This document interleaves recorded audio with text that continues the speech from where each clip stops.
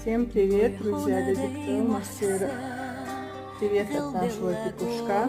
Как я включаю камеру, он начинает кукарекать. В общем, у нас сегодня небольшая распаковка. Запасы были, но кое-что еще было нужно. Сегодня, как вы в курсе, все уже северный рынок работает. Мы не ездили, мы попросили все, что мы заказали, нам привозят. Начнем с света, как всегда. Белый хлеб, булочки и пирожки. Все, по-моему, на 200 рублей. Это очень вкусный домашний сыр. Это наша Раниса делает. Могу оставить номер в комментарии закрепленном, кому нужно. Она привозит только на заказ. У нас